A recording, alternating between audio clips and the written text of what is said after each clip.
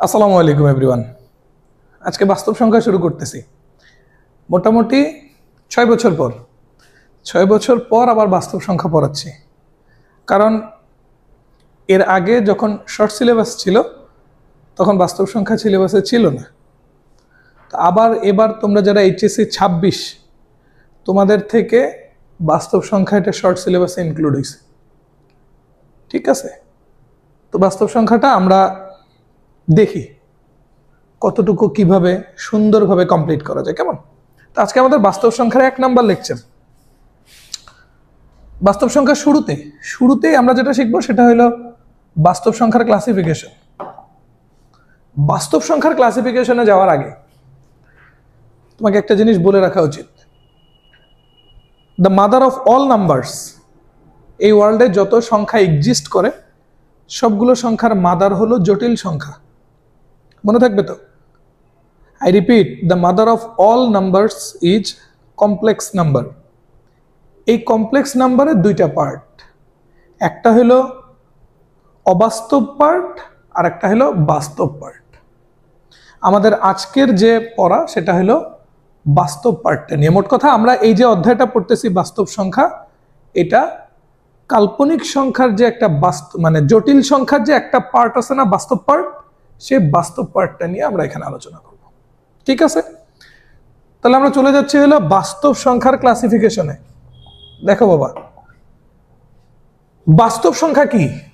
বাস্তব সংখ্যা হলো ওই সংখ্যাগুলো যাদেরকে আমরা নাম্বার লাইন মানে সংখ্যা রেখার মাধ্যমে প্রকাশ করতে পারি, সেগুলোকে বলা হয় বাস্তব সংখ্যা। এখানে খুব সুন্দর করে এটা লেখা আছে, number which can be represented on a number line, these are called real number। এবং রিয়েল নাম্বার বা বাস্তব সংখ্যা এটাকে প্রকাশ করা হয় আর দিয়ে। ওকে, তাহলে কথা কি দাঁড়ালো? যে সংখ্যাগুলোকে সংখ্যা রেখার মাধ্যমে আমরা উপস্থাপন করতে পারবো বা সংখ্যা রেখায় যে নাম্বারগুলোকে আমরা বসাতে পারবো সে নাম্বারগুলোকেই বলা হয় রিয়েল নাম্বার বা বাস্তব সংখ্যা, এবং এটাকে প্রকাশ করা হয় আর দিয়ে, ঠিক আছে? এখন বাস্তব সংখ্যা বা রিয়েল নাম্বার এর মেইন পার্ট হলো দুইটা, একটা রেশিওনাল নাম্বার যার মানে হইল মূলদ সংখ্যা,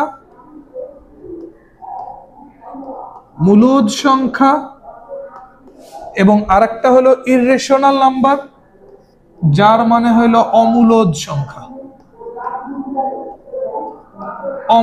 সংখ্যা।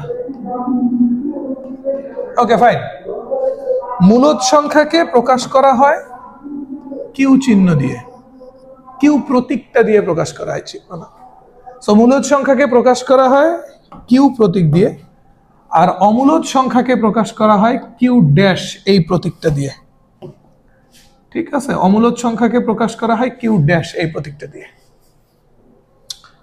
সো আমরা ফার্স্টে যেটা করব, আমরা অমূলদ সংখ্যা সম্পর্কে কথাবার্তাগুলো সারবো, তারপরে আমরা মূলদ সংখ্যার দিকে প্রসিড করব।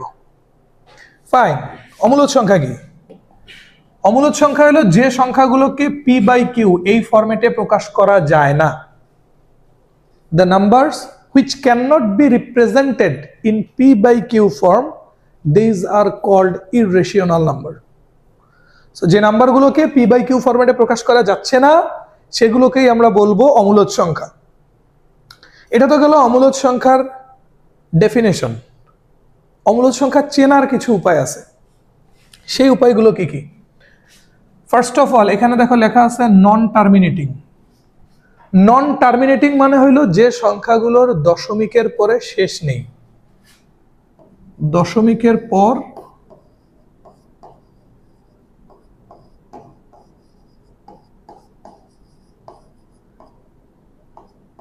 শেষ নেই, সেগুলোকে বলা হয় নন টার্মিনেটিং নাম্বার, এবং নন টার্মিনেটিং নাম্বারগুলো অমূলদ সংখ্যা। আর একটা কথা বলা আছে নন রিপিটিং মানে হলো যে সংখ্যাগুলোকে পৌনঃপুনিক দিয়ে প্রকাশ করা যায় না। আর যাদেরকে পৌনঃপুনিক দিয়ে প্রকাশ করা যায় না তাদেরকে আমরা বলি যে এরা আবৃত দশমিক নয়।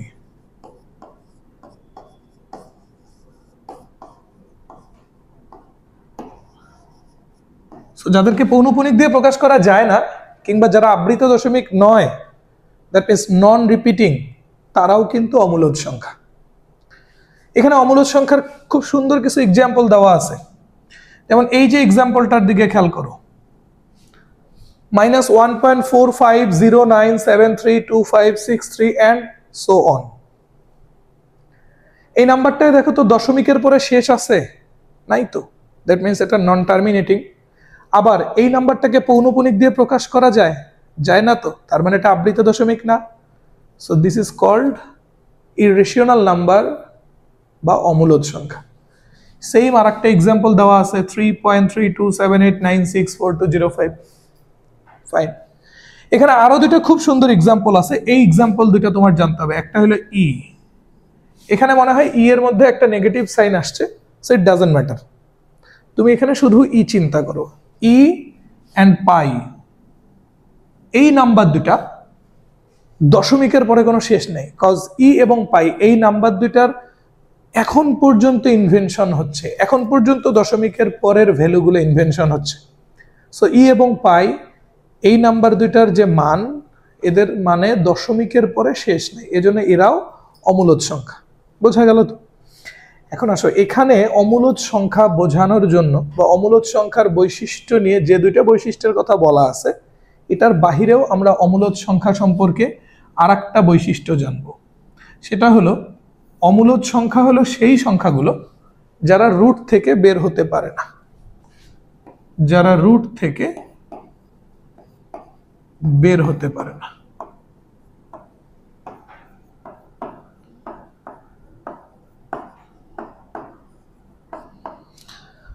এক্সাম্পল কি হতে পারে? √2, √11, √19, এইরকম অনেক নাম্বার আছে যে নাম্বারগুলো রুট থেকে বের হতে পারে না। যারা রুট থেকে বের হতে পারে না তাদেরকে আমরা বলবো অমূলদ সংখ্যা। সো মোটামুটি এই অমূলদ সংখ্যা নিয়ে কথাবার্তা এগুলোই। আমাদের কি জানতে হলো? অমূলদ সংখ্যা প্রকাশ করা হয় কিউ ড্যাশ দিয়ে। এর ডেফিনেশন হলো যে নাম্বারগুলোকে p/q ফরম্যাটে প্রকাশ করা যায় না।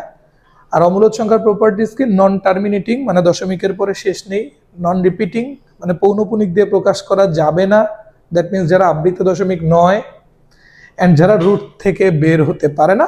আর এখানে কিছু এক্সাম্পল আছে, এক্সাম্পলগুলো তো তোমরা দেখলে। গুড। এবার আমরা চলে আসবো মূলদ সংখ্যার রেশিওনাল number. Common sense, common sense কি বলে? ইরেশনাল যদি p/q ফরম্যাটে প্রকাশ করা না যায়, তাহলে রেশনাল কি? যারা p/q ফরম্যাটে প্রকাশ করা যায়, তবে এখানে খুব ইম্পর্টেন্ট দুইটা কন্ডিশন আছে। p আর q দুইটা নাম্বারই হইতে হবে পূর্ণ সংখ্যার অন্তর্ভুক্ত এবং q নট ইকুয়াল 0। কেন q নট ইকুয়াল 0? কারণ p/q আকারে যদি তুমি প্রকাশ করো তাহলে q হলো ডেনোমিনেটর বা হর। হর কখনো শূন্য হওয়া যাবে না, হর শূন্য হলে এটা আনডিফাইন্ড ফরম্যাটে চলে যাবে, ঠিক আছে? আর যদি তোমরা আনডিফাইন্ড, ইনডিটারমিনেটস এই ফরম্যাটগুলো জানতে চাও, তাহলে ক্যালকুলাস রিলোডেড প্লেলিস্টে চলে যাবা এই চ্যানেলের। প্রথম লেকচারে আমি সুন্দর করে ওখানে আনডিফাইন্ড অ্যান্ড আনডিটারমিনেটস এই দুটা টার্ম ক্লিয়ার করে দিছি, ঠিক আছে? সো রেশনাল নাম্বার কি তাহলে? যে নাম্বারগুলোকে p/q আকারে প্রকাশ করা যায়। প্রকাশ করা হচ্ছে কি দিয়ে? q দিয়ে। আর p/q আকারে প্রকাশ করার সময় আমাদের দুটো শর্ত মানতে হবে। p এবং q দুটোটাই z এর অন্তর্ভুক্ত, মানে পূর্ণ সংখ্যার অন্তর্ভুক্ত, এবং ডেনোমিনেটর বা হর q not equals to 0। Good. এখন আসো, রেশনাল বা মূলদ সংখ্যা, এটাকে আবার দুই ভাগে ভাগ করা যায়। নন ইন্টিজার মানে অপূর্ণ সংখ্যা, নন ইন্টিজার অপূর্ণ সংখ্যা, এন্ড আরেকটা হলো ইন্টিজার, দ্যাট মিন্স পূর্ণ সংখ্যা।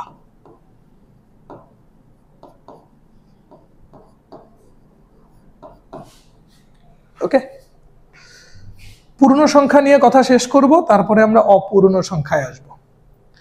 পূর্ণ সংখ্যা বা ইন্টিজার এগুলো কারা? নাম্বারস উইদাউট ডেসিমেল পার্ট, মানে যে সংখ্যাগুলোতে দশমিক আসবে না বা যে সংখ্যাগুলো ভগ্নাংশ না, মানে প্রকৃত অপ্রকৃত ভগ্নাংশ মিন করতেছি আমি। মোট কথা, যে সংখ্যাগুলোতে দশমিক পার্ট আসবে না সেই সংখ্যাগুলোকে বলা হয় পূর্ণ সংখ্যা। এই পূর্ণ সংখ্যাকে আমরা প্রকাশ করে থাকি জেড দিয়ে। যেমন এক্সাম্পল কি হতে পারে, 1 2 3 4 5 6, এই নাম্বারগুলো কি দশমিক পার্ট ছাড়া, সো এগুলো পূর্ণ সংখ্যা। সিমিলারলি 0 -1 -2 -3 এগুলোও কিন্তু পূর্ণ সংখ্যা।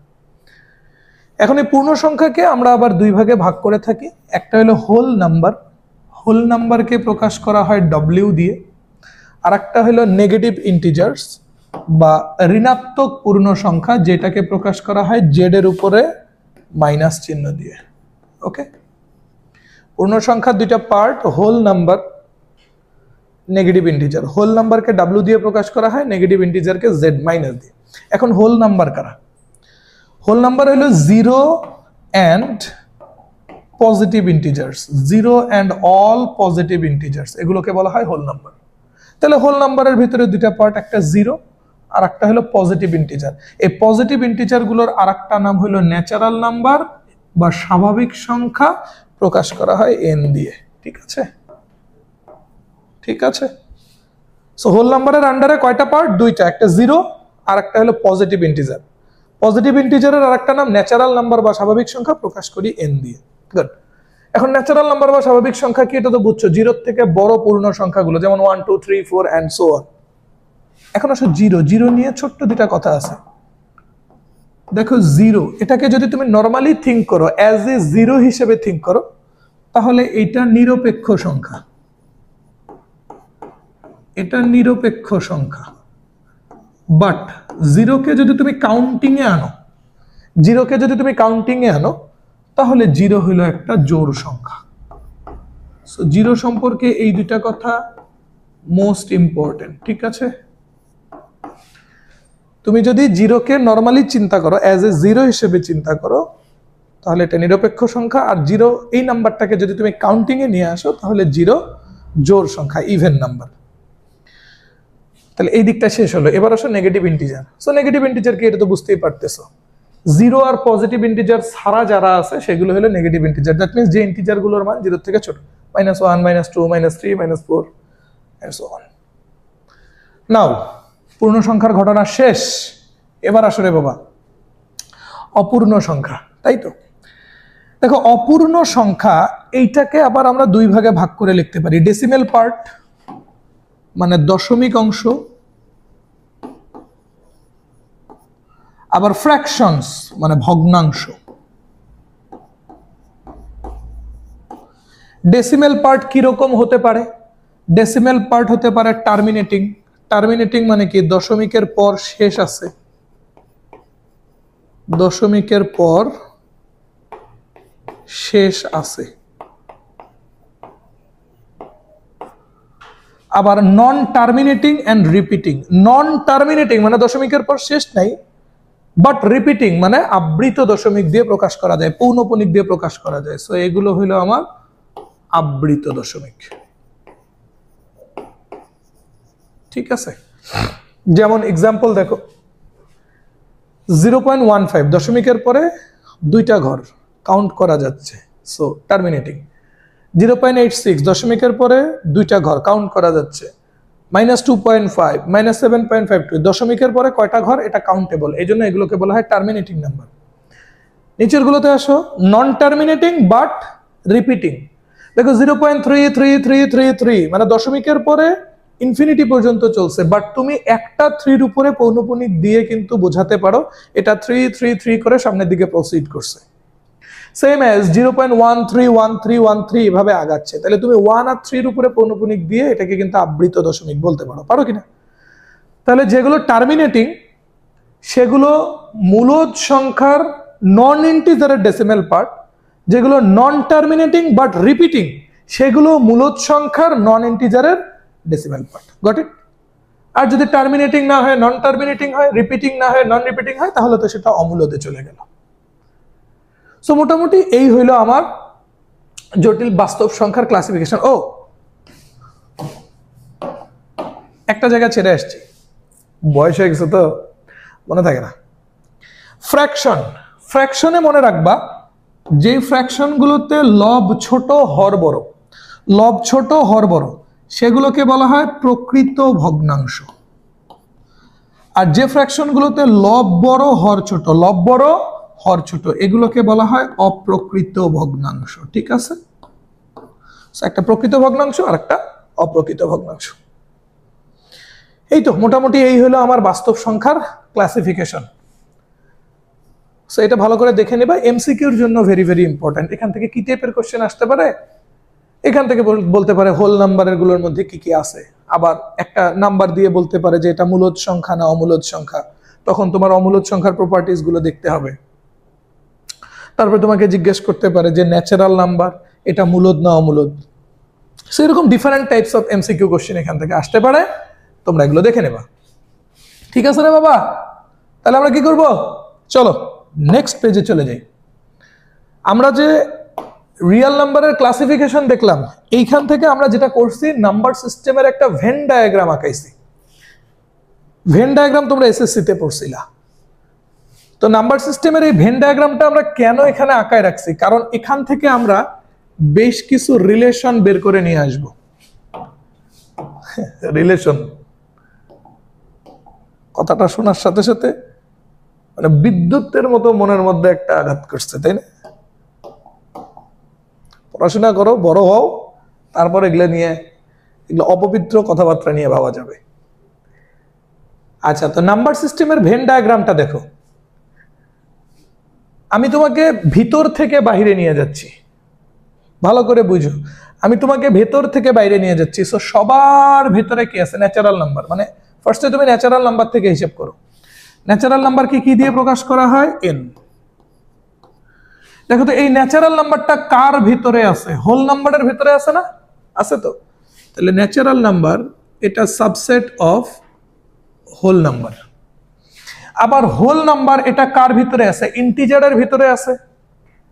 তাহলে হোল নাম্বার এটা subset of integer, that means Z. আবার ইন্টিজার এটা কার ভিতরে আছে, রেশিওনাল নাম্বার বা মূলদ সংখ্যার ভিতরে আছে। তাহলে integer it's a subset of rational number. আবার রেশনাল নাম্বার এটা কার ভিতরে আছে, রিয়েল নাম্বারের ভিতরে আছে, বাস্তব সংখ্যার ভিতরে। So rational number it's a subset of real number. সুন্দর একটা সম্পর্ক তৈরি হয়ে গেছে না? ন্যাচারাল নাম্বার হোল নাম্বারের সাবসেট, হোল নাম্বার পূর্ণ সংখ্যার সাবসেট, পূর্ণ সংখ্যা মূলদের সাবসেট, মূলদ আবার বাস্তব সংখ্যার সাবসেট। এই রিলেশনটা very very important for MCQ. সেটা আমরা একটু বক্স করে রাখলাম। দেন এখান থেকে আমরা সেকেন্ড যে সম্পর্কটা বের করে নিয়ে আসতে পারি। দেখো আমরা তো বলে আসছি, তাই না, যে মূলদ সংখ্যাকে কিউ দিয়ে প্রকাশ করা হয়, অমূলদ সংখ্যাকে কিউ প্রাইম দিয়ে প্রকাশ করা হয়। তাহলে আমি যদি জিজ্ঞেস করি কিউ আর কিউ প্রাইম এই দুইটার ইউনিয়নে কি পাওয়া যায়, ইউনিয়ন মানে কিউ এর মধ্যে যে এলিমেন্টগুলো আছে, মানে মূলদ যে এলিমেন্টগুলো, আর কিউ ড্যাশ মানে অমূলদের যে এলিমেন্টগুলো, সবগুলো মিলে কি হয়, সো মূলদ অমূলদ সবগুলো মিলেই তো আমরা পাই হইল বাস্তব সংখ্যা। ঠিক আছে। এন্ড থার্ডলি যেটা কিউ এবং কিউ ড্যাশ এদের ইন্টারসেকশন কি, ইন্টারসেকশন মানে এদের মধ্যে কমন এলিমেন্ট কি কি। সো মূলদ আর অমূলদের মধ্যে কোনো কমন আছে নাই তো, তাহলে এদের ইন্টারসেকশনে আমরা পাই হলো ফাঁকা সেট। গুড। সো এই ছিল আমাদের রিয়েল নাম্বারের ক্লাসিফিকেশন এন্ড ক্লাসিফিকেশনের যে ভেন ডায়াগ্রামটা, সেখান থেকে আমরা কিছু সম্পর্ক তৈরি করে নিছি। ঠিক আছে, মোটামুটি আমাদের মানে বেরসিক পড়াশোনা শেষ। এখন আমরা একটু রসিক পড়াশোনার দিকে যাব। প্রথমটা মৌলিক সংখ্যা এবং সহমৌলিক সংখ্যা, prime number and coprime number. ভাই এগুলো তো শিখছি আমরা, শিখছো, তারপর আমাদের ইন্টারমিডিয়েটে কিছু কিছু জায়গায় এগুলো কাজে লাগে, এই জন্য একবার করে এগুলো নিয়ে আমরা কথা বলে নিই। আর এগুলো শিখে আসছোর জন্যই এগুলো নিয়ে ওরকম সময় দিব না আমরা, এখানে আমি লিখে রাখছি। দেখো মৌলিক সংখ্যা কি, এটা তো তোমরা জানো, যে সংখ্যাগুলোকে, যে স্বাভাবিক সংখ্যাগুলোকে, আই রিপিট, যে স্বাভাবিক সংখ্যাগুলোকে 1 দ্বারা ডিভাইড করা যায় এবং ওই সংখ্যাটাই দ্বারা ডিভাইড করা যায়। মোট কথা যে সংখ্যাগুলোর 1 এবং ওই সংখ্যা নিজে ছাড়া অন্য কোনো সাধারণ গুণনীয়ক থাকে না, সেই সংখ্যাগুলোকে বলা হয় প্রাইম নাম্বার বা মৌলিক সংখ্যা। দেওয়া আছে যেসব স্বাভাবিক সংখ্যার 1 এবং সেই সংখ্যা ছাড়া অন্য কোনো গুণনীয়ক নেই, তারা মৌলিক সংখ্যা। এখানে আমি 1 থেকে 200 পর্যন্ত যে স্বাভাবিক মৌলিক সংখ্যাগুলো আছে সেগুলো আমি দিয়ে দিছি, ঠিক আছে। যেমন তুমি খেয়াল করো তো 13 কে 1 দিয়ে ভাগ করা যায়, তাহলে 1 13 এর একটা গুণনীয়ক। আবার 13 কে 13 দিয়ে ভাগ করা যায়, তাহলে 13 নিজেই 13 এর একটা গুণনীয়ক। তাহলে 13 এর গুণনীয়ক কয়টা দাঁড়ালো? দুইটা, একটা 1 আর একটা 13 নিজেই, এজন্য 13 হলো একটা মৌলিক সংখ্যা। সেই ম্যাচ এখানে তুমি যতগুলা নাম্বার আছে সবগুলা নাম্বারকে খেয়াল করে দেখবা, হয় 1 দিয়ে ডিভাইড করা যায় কিংবা ওই সংখ্যাটাকে ওই সংখ্যা দিয়েই ডিভাইড করা যায়, এজন্য এদেরকে বলা হয় মৌলিক সংখ্যা বা প্রাইম নাম্বার। এবার আসো সহমৌলিক সংখ্যা। সহমৌলিক, বুঝছো? সহমৌলিক, তো সহ মানে কি? এখানে এমন সংখ্যা নিয়ে কথা বলতে হবে যার সহযোগী হিসেবে কোনো কেউ থাকবে। এই জন্য ডেফিনেশনটাই দেখো বলা আছে কি, দুটি বা অধিক সংখ্যা, দুটি বা অধিক সংখ্যা তখনই সহমৌলিক সংখ্যা হয় যদি তাদের মধ্যে কেবলমাত্র 1 ছাড়া অন্য কোনো গুণনীয়ক না থাকে। দুটি সংখ্যাকে তখনই, দুই বা ততোধিক সংখ্যাকে, আই রিপিট, দুই বা ততোধিক সংখ্যাকে তখনই সহমৌলিক বলা হয় যদি তাদের মধ্যে 1 ছাড়া অন্য কোনো সাধারণ গুণনীয়ক না থাকে।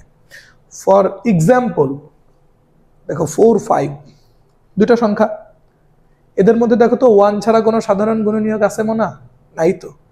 তুমি 4 কে 2 দিয়ে ডিভাইড করতে পারো, নো ইস্যুস, বাট 5 কে কি 2 দিয়ে ডিভাইড করতে পারো? পারো না তো। তাহলে 2 কিন্তু দুইজনের কমন ডিভিজর না।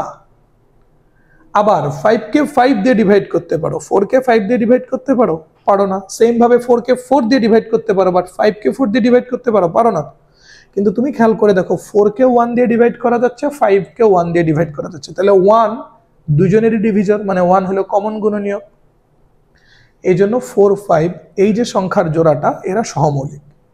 সেম ভাবে আর একটা এক্সাম্পল, এখন আসো, দুইটাই যে শুধু সহমৌলিক হবে এরকম না, তিনটা নিয়েও সহমৌলিক হতে পারে। 4 9 25, দেখো 4 কে 2 দিয়ে যায়, বাকি দুটাকে যায় না। 9 কে 3 দিয়ে যায়, বাকি দুটাকে যায় না। 25 কে 5 দিয়ে যায়, বাট বাকি দুটাকে যায়। কিন্তু দেখো 4 9 25 তিনোটাকেই 1 দিয়ে ডিভাইড করা যায়, তাহলে 1 তিনজনেরই কমন গুণনীয়ক, এই জন্য 4 9 25 এই তিনটা মিলে এখানে কি হয়েছে? সহমৌলিক। এবার সহমৌলিক সংখ্যা সম্পর্কে একটা ইম্পর্টেন্ট নোট আছে। দেখো এখানে 4 9 এই জোড়াটা সহমৌলিক, বাট 4 এটাও মৌলিক না, 9ও মৌলিক না। তার মানে সহমৌলিক হতে গেলে মৌলিক হতেই হবে এরকম কোনো কথা নাই। আবার এখানে দেখো 4 মৌলিক না, বাট 5 মৌলিক, কিন্তু জোড়াটা কি হয়ে গেছে? সহমৌলিক। তাহলে আমরা বলতে পারি না সহমৌলিক সংখ্যাগুলো মৌলিক হতেও পারে নাও পারে, সহমৌলিক সংখ্যাগুলো মৌলিক হতেও পারে নাও পারে। এই টপিকের লাস্ট যে কথাটা সেটা হলো 1 নিয়ে। 1 এটা খুবই খাচ্চর একটা নাম্বার। 0 তো খাচ্চর নাম্বার, কারণ 0-র অনেক ফাংশন আছে, কখনো অসংজ্ঞায়িত ফাংশন, কখনো অনির্ণেয় ফাংশন, আবার 0 কখনো আউটপুট হিসেবে 0ই দেয়, এরকম 0-র ডিফারেন্ট টাইপস অফ ফাংশন আছে। 0 পাওয়ার হলে, কারো পাওয়ার হলে কি হয়, এরকম অনেক ফাংশন আছে। সেরকম 1ও এই মৌলিক সহমৌলিকের ক্ষেত্রে একটা খুব ডিস্টার্ব।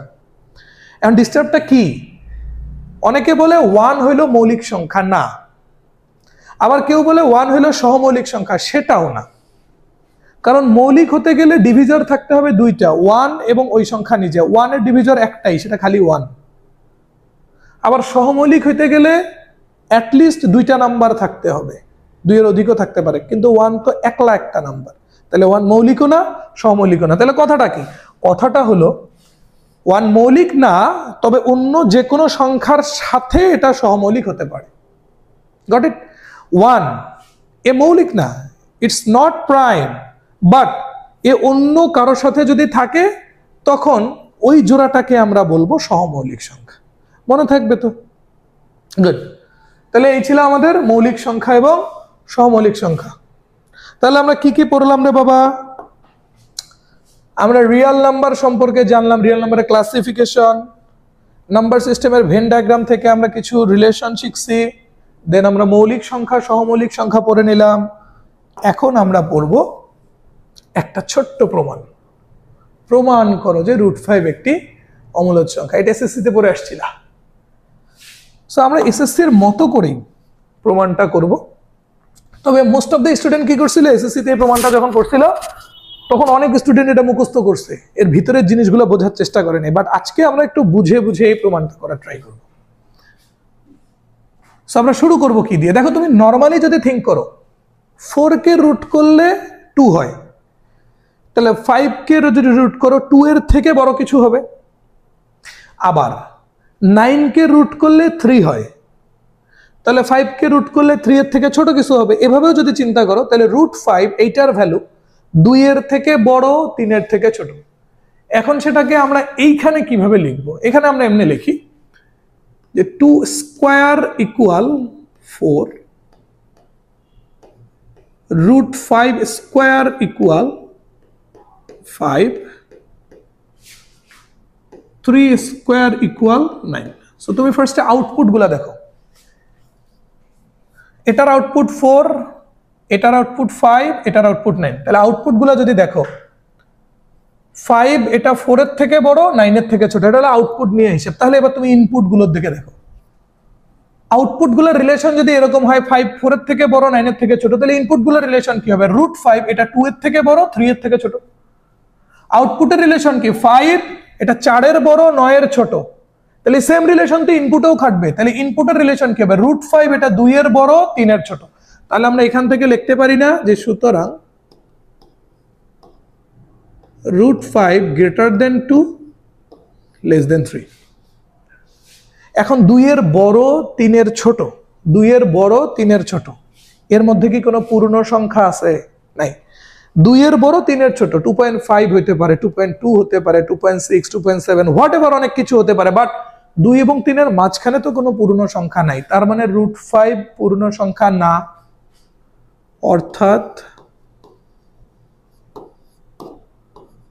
√5 পূর্ণ সংখ্যা নয়। ওকে, এখন √5 যদি পূর্ণ সংখ্যা না হয় তাহলে এটাকে ভগ্নাংশ দিয়ে প্রকাশ করা যাবে। তবে ভগ্নাংশ দিয়ে, দ্যাট মিন্স p/q, এটাও তো একটা ভগ্নাংশ। সো ভগ্নাংশ দিয়ে বা p/q আকারে যদি প্রকাশ করতে চাও তাহলে নো ডাউট √5 কে কি হতে হবে? একটা মূলদ সংখ্যাও হতে হবে। আই রিপিট, ভালো করে বুঝো, এখানে দুইটা কন্ডিশন এট এ টাইম তোমাকে স্যাটিসফাইড করা উচিত, তাছাড়া তুমি বলতে পারো না যে √5 টাকে ভগ্নাংশ দিয়ে লেখা যাবে কিনা। ফার্স্ট অফ অল, √5 পূর্ণ সংখ্যা না, তার মানে তুমি √5 কে ভগ্নাংশ আকারে লিখতে পারতেছো। সেকেন্ড অল, ভগ্নাংশ মানে p/q আকারে যদি তুমি লিখতে চাও তাহলে কি হইতে হবে? √5 কে মূলদ হতে হবে। তাহলে আমরা এই জন্য ফার্স্টে যেটা করব, আমরা ধরে নিচ্ছি √5 একটি মূলদ সংখ্যা।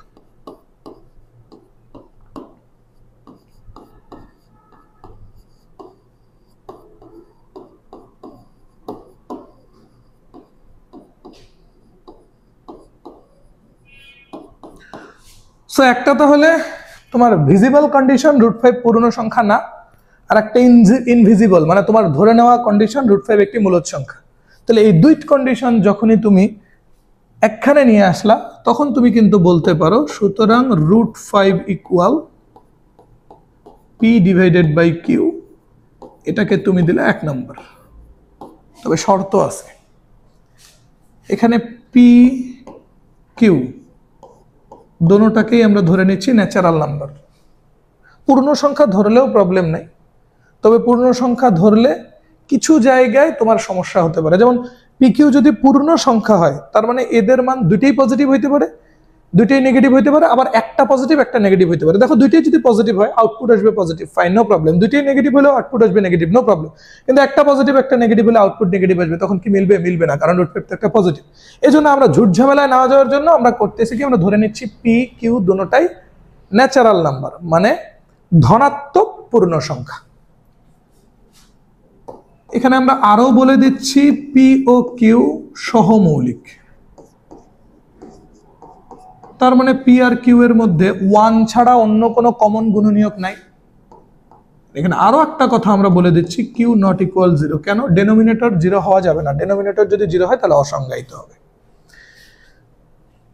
তাহলে এবার আসো 1 নম্বরের দুই পাশে বর্গ করব। তাহলে 1 স্কয়ার হতে আপা কি বলেন? আপা না, আমরা পাই। সো 1 স্কয়ার হতে আমরা তাহলে কি পাচ্ছি? 5 equal p square divided by Q square. Next লাইনে যাও তো। বোথ সাইডে আমরা কিউ দিয়ে মাল্টিপ্লাই করব, বোথ সাইডে কিউ দিয়ে মাল্টিপ্লাই করব। তাহলে 5 এর সাথে কিউ মাল্টিপ্লাই হলে 5 কিউ, রাইট সাইডে P square divided by Q square into Q. Then 5q equal to P square divided by Q, Q square আর একটা কিউ ক্যান্সেল আউট হয়ে যায়। এখন আসো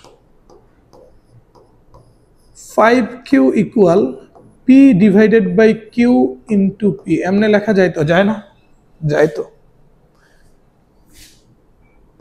এটাকে দিলাম 2 নাম্বার। এবার তুমি এখানে দেখো, এখানে 5q একটি পূর্ণ সংখ্যা, নিঃসন্দেহে 5q একটি পূর্ণ সংখ্যা। কেন? এর কারণটা হলো তুমি তো বলেই আসছো q belongs to natural number. Natural number মানে কি? ধনাত্মক পূর্ণ সংখ্যা।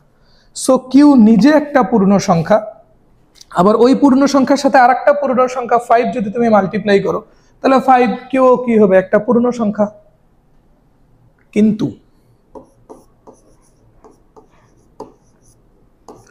p divided by Q into p পূর্ণ সংখ্যা নয়।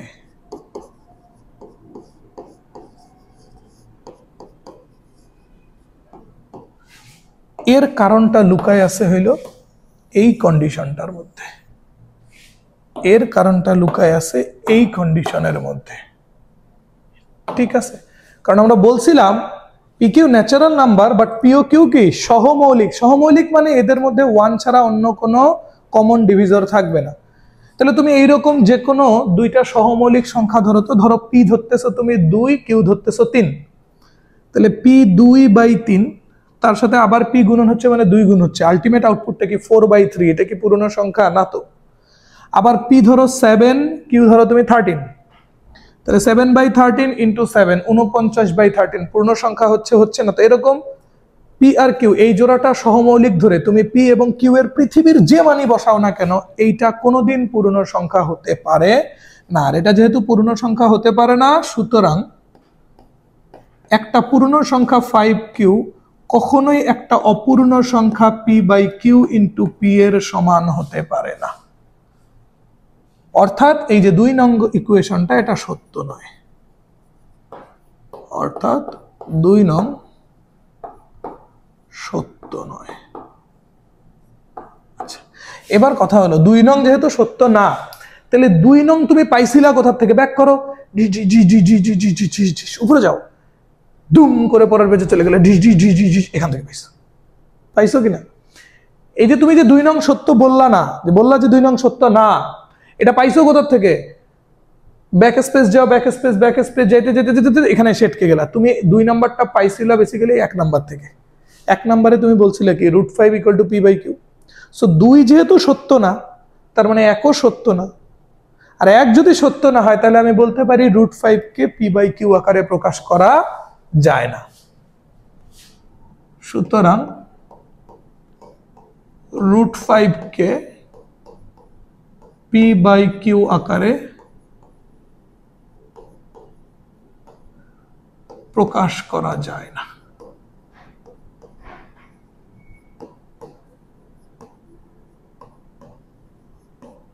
ঠিক আছে? যেহেতু √5 কে p/q আকারে প্রকাশ করা যায় না, আর যে নাম্বারগুলোকে p/q আকারে প্রকাশ করা যায় না তারা মূলদ সংখ্যা না, তারা অমূলদ। অর্থাৎ √5 একটি অমূলদ সংখ্যা।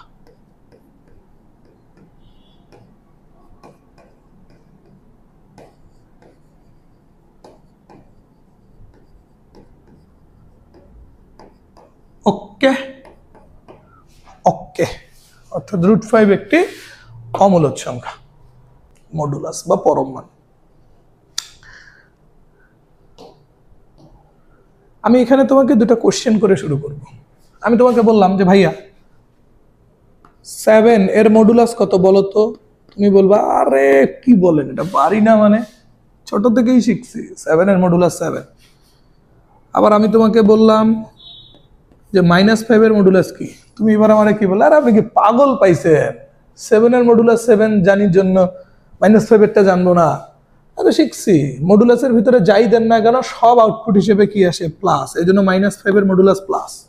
আর তুমি মনে করো যে আমাকে একটু গল্প শোনাইলে, ভাইয়া শোনেন, মডুলাস একটা মেশিন, কি মেশিন, এটা হলো কার মনে কত নেগেটিভিটি থাকে থাক, এ সবার মনকে পজিটিভ বানাই দেয়। দেখেন, আমি একজন পজিটিভকে মডুলাসের ভিতরে দিছি, পজিটিভ মনের মানুষকে, মডুলাস তাকে আরো ভুলভাল বুঝ দিয়ে আরো পজিটিভ বানাইছে। আবার আমি মডুলাসের ভিতরে একজন নেগেটিভ মনের মানুষকে ঢুকাইছি, মডুলাস তাকেও কি করছে, একদম উড়াধুরা বুঝ দিছে, উড়াধুরা বুঝ দিয়ে তার মনটাকে পজিটিভ বানাই দিছে। এরকম গল্প করেও তুমি বলতে পারো। কিন্তু আসলেই কি মডুলাসের ভিতরে কেন মানগুলা আউটপুটে প্লাস হয়ে যায়, এটা কারণ, এই কারণটা আছে হলো মডুলাসের ডেফিনেশনে। মডুলাসের ডেফিনেশনটা কি?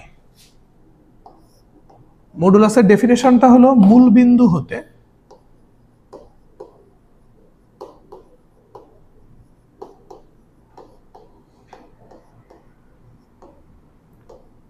কোন সংখ্যা নির্দেশকারী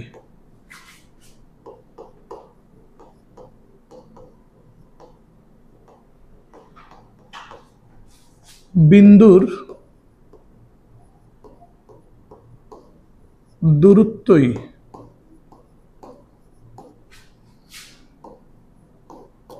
ওই সংখ্যার মডুলাস। এক পাগলে বলছিল যে ভাই এখানে মূল বিন্দু তো সবসময় হয় এক্স অক্ষ আর ওয়াই অক্ষ, যেখানে ছেদ করে এখানে কোথায় এক্স অক্ষ ওয়াই অক্ষ। ওরে পাগলা, এই মূল বিন্দু হইল সংখ্যা রেখার মূল বিন্দু, মানে সংখ্যা রেখার যে পয়েন্টটা 0 নির্দেশ করে সেটা। ঠিক আছে, মনে থাকবে এই মূল বিন্দু কোনটা, সংখ্যা রেখার মূল বিন্দু, সংখ্যা রেখায় যে পয়েন্টটা 0 নির্দেশ করে এটা মূল বিন্দু। ওকে, তাহলে মডুলাসের ডেফিনেশনটা কি?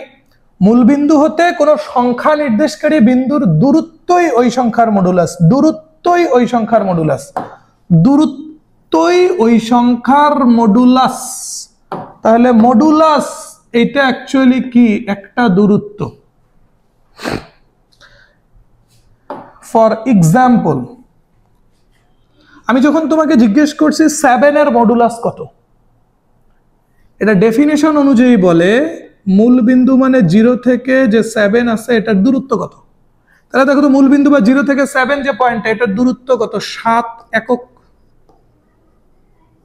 সো 0 থেকে যেহেতু 7 যে পয়েন্টটা তার দূরত্ব 7 একক, এর জন্য 7 এর মডুলাস হলো 7। আবার আমি যখন তোমাকে জিজ্ঞেস করছি -5 এর মডুলাস কত, তখন এটা আসলে মিন করতেছে -5 আর 0 এই পয়েন্ট দুটার দূরত্ব কত। সো 0 বা মূল বিন্দু থেকে -5 পয়েন্টটার দূরত্ব কত, 5 একক, এই জন্য -5 এর মডুলাস হইল 5। বুঝছো? তাহলে মডুলাস কি? মডুলাস একটা দূরত্ব। কোথা থেকে দূরত্ব? মূল বিন্দু বা সংখ্যা রেখার যে 0 পয়েন্টটা আছে সেখান থেকে দূরত্ব। তো যখন আমি বলতেছি মডুলাস অফ 7, এটা মিন করতেছে 0 থেকে 7 যে পয়েন্টটা আছে তার দূরত্ব 7 একক, এজন্য mod of 7 = 7। আমি যখন mod of 5 বলতেছি, এটা মিন করতেছে সংখ্যা রেখার যে 0 পয়েন্টটা আছে সেখান থেকে যে -5 বিন্দুটা তার দূরত্ব, দূরত্ব কত, 5 একক, এজন্য -5 এর মডুলাস 5। আর দূরত্ব যেহেতু কখনো নেগেটিভ হতে পারে না, মডুলাসের আউটপুটও এই জন্য কখনো নেগেটিভ হয় না। ঠিক আছে, এখন মডুলাসের প্রপার্টিজ জানতে হবে, ভেরি ভেরি ইম্পর্টেন্ট। মডুলাসের প্রপার্টিজ, আর এই প্রপার্টিজটা দেখানোর পর তোমরা আমাকে অভিশাপ দেবা। কেন অভিশাপ দেবা এটা আগে প্রপার্টিজ দেখাই, তারপর দেখো মডুলাসের প্রপার্টিজ কি। মডুলাসের প্রপার্টিজ বলে মডুলাস অফ এক্স ইকুয়াল 3টা ভ্যালু হতে পারে। Modulus of x equal to হতে পারে পজিটিভ এক্স যদি এক্স গ্রেটার দেন 0 হয়, মডুলাস অফ এক্স হতে পারে 0 যদি এক্স ইকুয়াল 0 হয়, আবার মডুলাস অফ এক্স হতে পারে নেগেটিভ এক্স যদি এক্স লেস দেন 0 হয়। এই লাস্টেরটা দেখার পর তুমি আমাকে অভিশাপ দিতে পারো। আপনি মাত্রই বললেন মডুলাসের ভিতরে যাই ইনপুট দেন আউটপুটে আসে পজিটিভ, আবার আপনি এখানে কি করলেন, মডুলাস অফ এক্স লিখলেন মাইনাস এক্স, ইনপুট দিলেন পজিটিভ, আউটপুট আসলো নেগেটিভ। কেমনে কেমনে, তাই তো। এবার এটা একটু বুঝো, এবার এটা একটু বুঝো। আমরা ফার্স্টে একটু এক্স গ্রেটার দেন 0 এর ব্যাপার স্যাপার গুলো দেখতে চাই, এর ব্যাপার স্যাপার গুলো আমরা দেখতে চাই। দেখো, যখন তোমাকে বলা হলো এক্স গ্রেটার দেন 0, মানে তোমাকে ও বলে দিছে তুমি এক্স এর এমন একটা মান ধরো যেটা 0 থেকে বড়। তাহলে আমরা একটু ধরে নেই, আমরা ধরে নেই x = 7, এটা আমরা ধরে নিলাম। এখন তুমি যদি 7 কে মড করো তাহলে আউটপুটেও কি পাও, 7। এখন তুমি 7 মানে কি জানতা, x জানতা না, তো তুমি মানগুলা বসায় দাও তো। 7 মানে যেহেতু x, তাহলে মডের ভিতরে 7 এর জায়গায় কি বসানো যায়, x, বাইরেও 7 এর জায়গায় কি বসানো যায়, x। তাহলে প্রমাণ হইছে যদি x গ্রেটার দেন 0 হয় তাহলে mod of x = কি, পজিটিভ x। তাই তো বলা আছে x গ্রেটার দেন 0 এর জন্য mod of x = x। ঠিক আছে তো, ওকে। এবার আসো x লেস দেন 0 এর জন্য।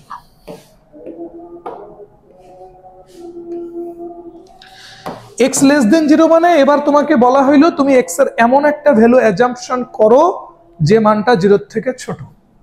তাহলে আমরা ধরে নিচ্ছি x এর মানটা হলো -5। আমরা ধরে নিছি যেহেতু x এর মানটা 0 থেকে ছোট কিছু ধরতে বলছে, এই জন্য আমরা ধরে নিলাম x এর মানটা হলো -5। এবার আমি তোমারে বললাম যে -5 কে মড করো, তুমি বললা 5। ওকে, এটা তো তুমি মডুলাসের ডেফিনেশন থেকে বলছো যে 0 পয়েন্ট থেকে -5 এর দূরত্ব 5 একক, এই জন্য -5 এর মডুলাস 5। কিন্তু ম্যাথমেটিক্যালি এটা কিভাবে হয়েছে, এটা কি ধরতে পারছো? তোমার কাছে ছিল -5, এটাকে বানাতে হচ্ছে +5, সো নো ডাউট তোমাকে কি করতে হচ্ছে, আরেকটা মাইনাস দিয়ে গুণ করতে হচ্ছে। এটা হলো ম্যাথমেটিক্যালি। তোমার কাছে ছিল -5, সেটাকে মডের কারণে বানাতে হচ্ছে +5। হাউ, তুমি -5 কে আরেকটা মাইনাস দিয়ে গুণ করছো। এখন তুমি ভ্যালুগুলো ইনপুট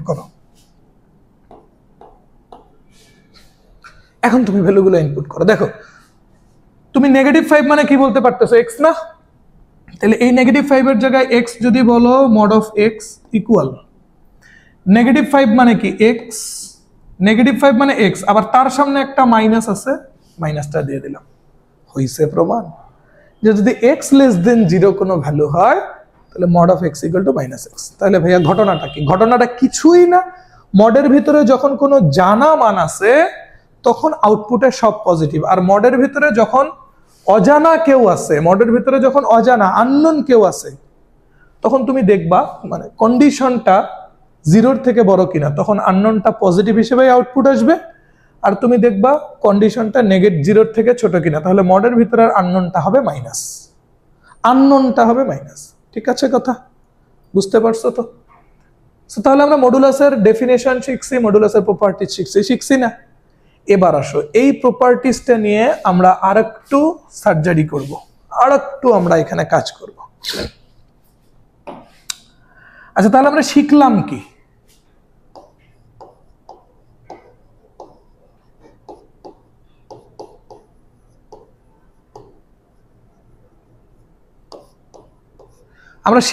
তাহলে আমরা শিখলাম হলো mod of x, এটার 3টা ভ্যালু হতে পারে, আইদার x অথবা 0 অথবা -x। কখন x? যদি x এর মানটা 0 থেকে বড়, কখন 0 যদি x এর মানটা হয় 0, কখন -x যদি x এর মানটা 0 থেকে ছোট। কথা হলো কেন আমি 0 থেকে বড়, 0 সমান 0 থেকে ছোট এগুলো নিয়ে চিন্তা করতেছি? কারণ আছে তো। ওকে, এর কারণটা দেখো কি বলি, মানে আমি একটু মনের কথা তোমারে বুঝাইতে চাচ্ছি। এই যে প্রপার্টিসটা আমরা দেখছি, এই প্রপার্টিজের মনের কথা এবার আমরা একটু বুঝবো। আচ্ছা শোনো তো রে বাবা, মডের ভিতরে যে রাশিটা আছে, এই রাশিটাকে যদি তুমি 0 বানাতে চাও তাহলে তোমার x এর মান কত হতে হবে? 0 হতে হবে না? তাহলে একটু লিখি, মডুলাসের ভেতরের রাশিটি জিরো হতে হলে এখানে এক্স এর মানটাই কত হইতে হবে? জিরো। এই যে তুমি মডুলাসের ভিতরের রাশিটাকে জিরো বানানোর জন্য এক্স এর যে মানটা বললা জিরো, এই জিরো হইল আমাদের এখানকার ক্রিটিক্যাল পয়েন্ট। জিরো আমাদের এখানকার কি? Critical point. জিরো আমাদের এখানকার কি? Critical point. ঠিক আছে, এক্স এর মান যখন এই ক্রিটিক্যাল পয়েন্টের থেকে বড় তখন মড অফ এক্স এর আউটপুটটা পজিটিভ। এক্স এর মান যখন ক্রিটিক্যাল পয়েন্টের সমান তখন মড অফ এক্স এর আউটপুটটা জিরো। আর এক্স এর মান যখন ক্রিটিক্যাল মানের থেকে ছোট তখন মড অফ এক্স এর আউটপুটটা নেগেটিভ। এবার এটার একটা অ্যাপ্লিকেশন দেখো। এবার তুমি যা শিখলা তার একটা অ্যাপ্লিকেশন দেখো। ফার্স্টে একটা দেখো, তারপরে আরো ক্লিয়ার করার জন্য না হয় আমরা আরো একটা দেখবো। এবার তোমাকে আমি মড অফ এক্স বললাম না, আমি তোমাকে এবার বললাম মড অফ এক্স মাইনাস 5। এটার আউটপুট কয়টা হইতে পারে? তুমি অ্যাজ ইউজুয়ালি যেটা করবা, এবার তোমার মডুলাসের ভিতরের রাশিটা কি? এক্স মাইনাস 5 না? এবার মডুলাসের ভিতরে যে রাশিটা, এইটাকে যদি তুমি জিরো বানাতে চাও তাহলে এক্স এর মান এবার কত হতে হবে? নিঃসন্দেহে 5 হইতে হবে। বুঝছো কথা? এখানে মডের ভিতরে রাশিটা এক্স ছিল, এটাকে জিরো বানানোর জন্য এক্স এর মানও লাগছিল জিরো, এজন্য জিরো ছিল ক্রিটিক্যাল পয়েন্ট। এইবার মডের ভিতরে রাশিটা কি? X minus 5। তাহলে তুমি এই রাশিটাকে যদি পুরোটা জিরো বানাতে চাও তাহলে এক্স এর মান কত হতে হবে? 5। এই যে তুমি বললা এক্স এর মান হইতে হবে 5, এইটাই হইল আমার ক্রিটিক্যাল পয়েন্ট। এটাই হলো আমার ক্রিটিক্যাল পয়েন্ট। ঠিক আছে, এখন তুমি তাহলে কি বলবা? যে এই মডের ভিতরেরটা পজিটিভ হিসেবে বের হয়ে আসবে। মডের ভিতরেরটা পজিটিভ এক্স মাইনাস 5 হিসেবে বের হয়ে আসবে যদি এক্স এর মানটা হয় ক্রিটিক্যাল পয়েন্টের থেকে বড়। মডের ভিতরের যে রাশিটা সেটা কি হিসেবে আসবে? পজিটিভ হিসেবে, যদি এক্স এর মানটা হয় এই ক্রিটিক্যাল পয়েন্টের থেকে বড়। আবার মডের ভিতরেরটা জিরো হিসেবে বের হয়ে আসবে যদি এক্স এর মানটা হয় ক্রিটিক্যাল পয়েন্টের সমান। ক্রিটিক্যাল পয়েন্টের সমান। আবার মডের ভিতরেরটা বাহিরে নেগেটিভ হিসেবে বের হয়ে আসবে যদি এক্স এর মানটা হয় ক্রিটিক্যাল পয়েন্টের থেকে ছোট। তাহলে বুঝছো তো, এই জিরো আসলে উড়ে এসে জুড়ে বসে নাই যে ঘুম থেকে উঠছো, উঠে তুমি স্বপ্নে দেখছো জিরো, এই জন্য জিরো নিয়ে কাজ করতেছো। Not like that. এই zero actually critical point, same as এখানে ক্রিটিক্যাল পয়েন্ট কি 5। বুঝতে পারছো তো? আবার অনেকে কি করে জানো? অনেকে এভাবেও বলে শর্তগুলাকে, জাস্ট শর্তগুলাকে, এটা তো সব ঠিক আছে, এই শর্তটুকুকে আর একটু মডিফাই করে বলে যে না, আমি এক্স গ্রেটার দেন 5 বলবো না, আমি বলতে চাই হইল এক্স মাইনাস 5 গ্রেটার দেন 0। হ্যাঁ, বলা যায়। 5টাকে লেফটে নিয়ে আসো, এক্স মাইনাস 5। আবার এই শর্তটাকে অনেকে মডিফাই করে বলে আমি এক্স লেস দেন 5 বলবো না, আমি বলবো X minus 5 less than 0। So এইভাবেও বলা যায় যে এক্স মাইনাস 5 গ্রেটার দেন 0-র জন্য মডের ভিতরের আউটপুটটা positive, X minus 5 less than 0-র জন্য মডের ভিতরের আউটপুটটা নেগেটিভ। বোঝা গেল তো? আর একটা অ্যাপ্লিকেশন দেখো, এটা তো গেল একটা অ্যাপ্লিকেশন। ওকে, আরো একটা অ্যাপ্লিকেশন দেখো। এটা দেখালে 16 কলা পূর্ণ হয়ে যাবে।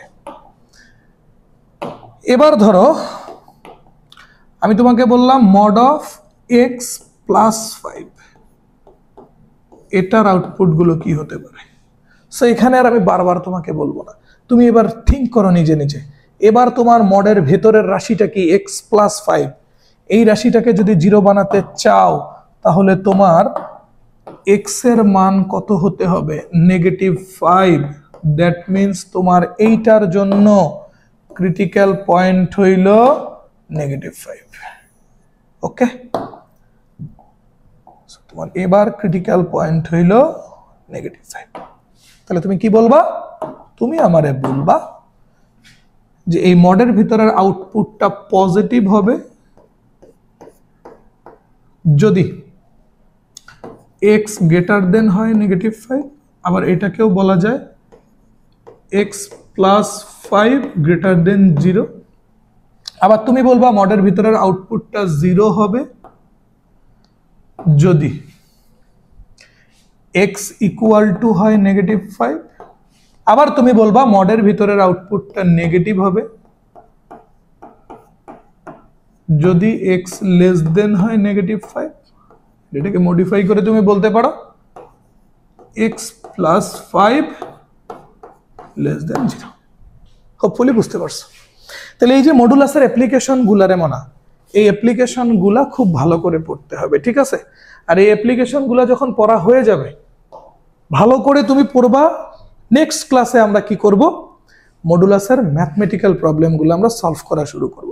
ভেরিয়াস কাইন্ডস অফ প্রবলেম আছে, নর্মালি কিভাবে মডুলাসের ম্যাথ করা হয় সেগুলো আছে, অসমতার পরম মান চিহ্ন কিভাবে তুলে দিতে হয় সেগুলো আছে, এরপরে দেখো তোমার পরম মান চিহ্নের সাহায্যে কিভাবে প্রকাশ করা হয়, এরকম ভেরিয়াস টাইপস অফ ম্যাথ আছে। আমরা এই ম্যাথগুলো সলভ করব নেক্সট ক্লাসে, ঠিক আছে?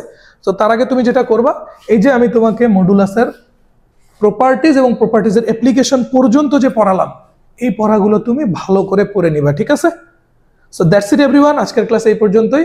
সালামু আলাইকুম সবাইকে।